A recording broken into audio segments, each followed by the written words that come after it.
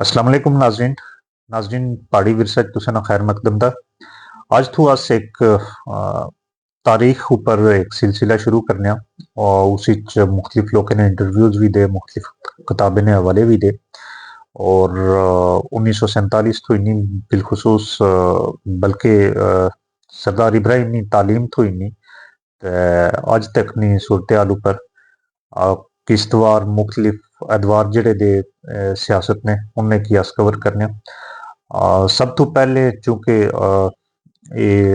सरदार इब्राहिम ना बुनियादी किरदार सा ये जड़ी पाकिस्तानी जेर इंतजाम जम्मू कश्मीर दा इसनी तारीख उन्हें नी एजुकेशन तो इन्नी शुरू करनी चूंकि उन्हें नी एजुकेशन ऊपर भी बहुत सारे लोग मुख्तलिफ आरा रखने के कुछ लोग नहीं आरा दी के सदर्न एजुकेशन कॉन्फ्रेंस उन्हें की एजुकेशन दी थी कुछ लोग नहीं आ रहा दी कि नहीं उन्हें महाराजा कोला फंड्स ही नहीं एजुकेशन हासिल की थी लेकिन इसनी हकीकत कदी वो सरदार इब्राहिम साहब अपनी किताबा च लिखने और वो भी तुसे की दसने लेकिन सरदार इब्राहिम किताब तो पहले उन्होंने पांजे सरदार सलीम साहब ना एक इंटरव्यू उस ना एक के साथ तुसें की दसने उस तो बाद सरदार साहब अपनी किताबा च लिखने वो भी तुसे की दसने ये मत्तरा कोट से या चुरगली से यानी हद नज़र तक कोई स्कूल नहीं था। राइट। प्राइमरी स्कूल में नहीं था। इनके बड़े भाई मौलवी मीर आलम साहब स्कूल टीचर थे और वो वहाँ से हुरनामरा के ऊपर एक स्कूल था प्राइमरी स्कूल, वहाँ पढ़ाने जाते थे। ख़ासा मुश्किल और दुश्वार रास्ता था। हुरनामरा से ऊपर किस जगह? यानी हुरनामरा के ऊपर इस जगह उसका का नाम बेसिकली आप संगड़ के, अच्छा, यानी हुर्रेमारा का एक सब विलेज टाइप चीज़ है संगड़, ठीक, जहाँ अब भी हाई स्कूल वहीं पे है। यानी उसी मुकाम पे मेरे ख्याल में हाई स्कूल है और शायद इंटरमीडिएट कॉलेज हो गया हो, मुझे नहीं पता, तो वो वहीं पे है। तो वहाँ बड़े मामू पढ़ाने जाते थे।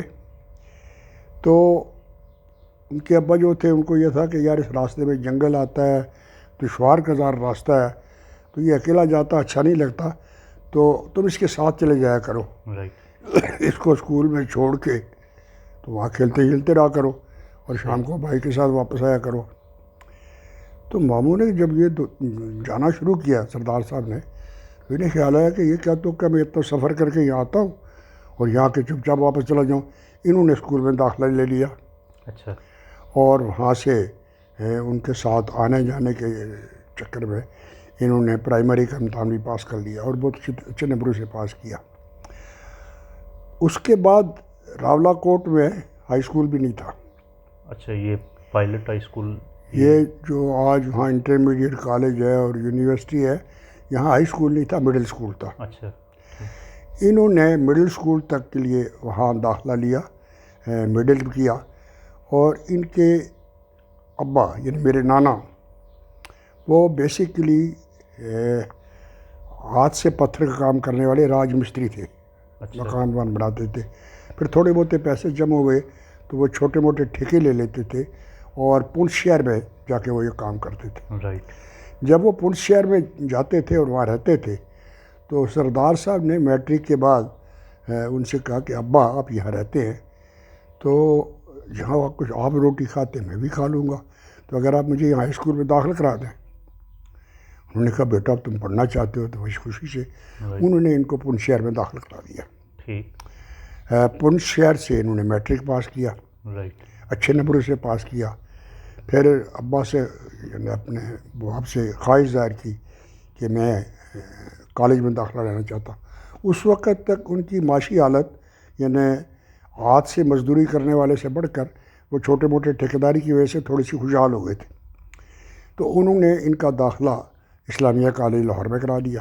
ठीक। वहाँ से ग्रेजुएशन के बाद इनको ख्याल आया या इनकी ख्वाहिश थी कि मैं बैरिस्टर बनूँ और इंग्लैंड से जाके बनूँ। उस ज़माने में इंग्लैंड के लिए चूँकि हम इंग्लैंड की कॉलोनी थे, कोई पासपोर्ट की या दूसरा तकलीफ, जिस तरह आप घर से उठ के लाहौर जाए या कराची जाए या कलकत्ता जाए, मद्रास जाए, इसी तरह लंदन में जाए, सिर्फ आपके लिए आने जाने का ख़र्चा और रहने का सिलसिला हो। तो सरदार साहब ने इस ख्वाहिश का जब इज़हार किया तो उसके लिए फिर ज़ाहिर है कि नाना के वसाइल लाहौर तक तो थे, लंदन तक के नहीं थे। تو بہرحال ان کے ایک بڑے بھائی جو درمیانے ہیں، انہوں نے ان کی خواہش سنی، انہوں نے ان کا بہت ساتھ دیا. انہوں نے سب سے پہلے وہاں جو ہمارے علاقے کے ایم ایل اے تھے بابا خان افلندری، یعنی خان صاحب جو ان سے ذکر کیا. کرنل خان محمد خان سے ریٹائرڈ صوبیدار تھے یہ. کرنل تو وہ بنے 47 کی لڑائی میں، لیکن چونکہ اس زمانے میں صوبیدار یا صوبیدار میجر ہمارے علاقے کا سب سے بڑا قسم کا عہدیدار ہوتا تھا، اور رہتے لوگ سارے فوجی تھے، ایکس فوجی تھے. تو اس بنیاد پر وہ اس حلقے سے جو باغ اور سدنودی یہ دو تحصیلیں تھیں، ایک حلقہ تھا، اس میں سے وہ بڑے عرصے تک ممبر منتخب ہوتے رہے. انہوں نے مہاراجہ ہری سنگھ سے کوشش کی اور ان کو قرضہ سیکشن ہوا. اور یہ وہ قرضہ لے کے، اس قرضے میں شرط یہ تھی کہ وہاں سے واپس آ کر آپ مہاراجہ ہری سنگھ کی ملازمت کرو گے، سرو کریں گے، یعنی جب تک کہ آپ یہ قرضہ نہیں ختم کرتے اس وقت تک آپ کوئی اور ملازمت نہیں کر سکتے. لہذا یہ گئے، انہوں نے یعنی 42-43 میں انہوں نے شاید وہ اپنا بیرسٹری 12 لاکھ کر لیا. لیکن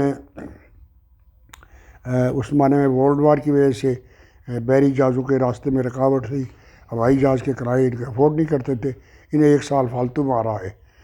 ظاہر ہے اس سال میں یا اس سے پہلے بھی جو اس قرضے کے علاوہ بھی انہوں نے خود کو کام کاج بھی کیا ہوگا، چونکہ وہاں پہ یورپ میں اب بھی امریکہ میں لوگوں کے اکثر بچے جو ہیں بڑے امیر لوگوں کے بچے، یعنی بل گیٹ کے بچے جو ہیں اپنے اخراجات کمپلیٹ کرنے کے لیے اس نے اس کو ایک حد تک پڑھایا، اور اس کے بعد اس نے کہا کہ اب آدھا خرچہ میں دوں گا، آدھا خرچہ تم اپنی محنت کر کے کماؤ.